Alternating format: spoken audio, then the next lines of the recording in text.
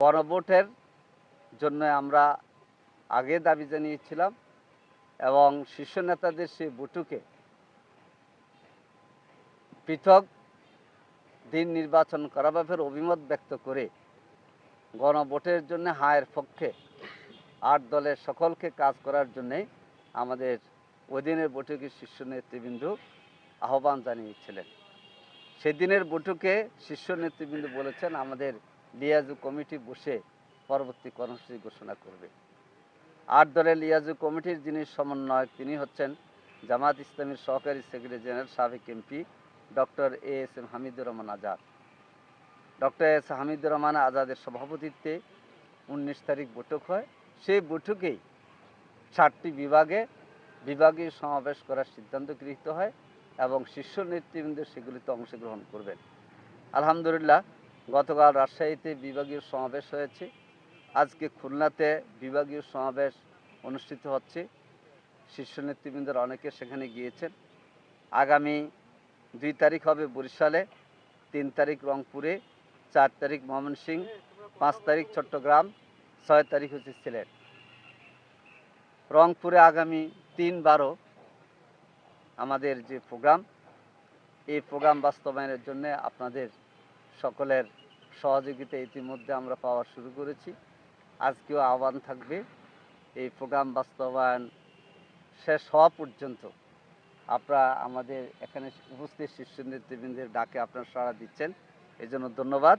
এবং সেটা 4 তারিখ সর্বশেষ সময় পর্যন্ত আপনারা সহযোগিতা করবেন ইনশাআল্লাহ। এই কাজে আমাদের 8 দলের মহানগর জেলা নেতৃবৃন্দ এই পর্যন্ত 5টি বৈঠকে মিলিত হয়েছেন। আজকেও আবার ওনারা বৈঠকে মিলিত হবেন এবং বিভিন্ন বিভাগ ভিত্তিক বিভাগীয় কাজের পরিকল্পনা করেছেন। উপকমিটি গঠিত হয়েছে এবং আলহামদুলিল্লাহ সবাই আমরা সম্মিলিতভাবে এটা 8 দল একেবারে বুনিয়ানুল মারসুসের মতো একত্রিত হয়ে আমরা কাজ করে যাচ্ছি আলহামদুলিল্লাহ। এবং আমরা আশা করছি এখানে বিপুল পরিমাণ বিশাল আকারের এই জনসমাবেশ অনুষ্ঠিত হবে ইনশাআল্লাহ।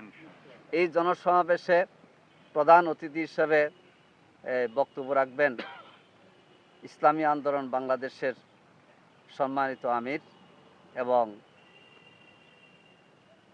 8 দলের নেতা সম্মানের পীর সাহেব মুফতি সৈয়দ রেজাউল করিম পীর সাহেব। এতে সভাপতিত্ব করবেন বাংলাদেশ জামাত ইসলামের নায়েবে আমির অধ্যাপক মুজিবুর রহমান।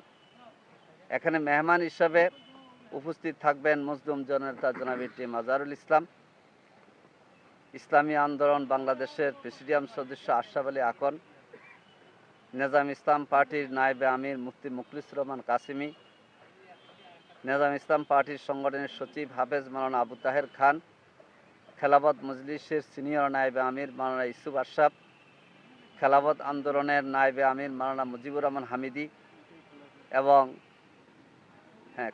বাংলাদেশ খেলাফত আন্দোলনের নায়েবে আমির মাওলানা মুজিবুর রহমান হামিদি। আর থাকবেন মুফতি মাহমুদুল হাসান সংখ্যালঘু এবং মানবাধিকার বিষয়ের সম্পাদক।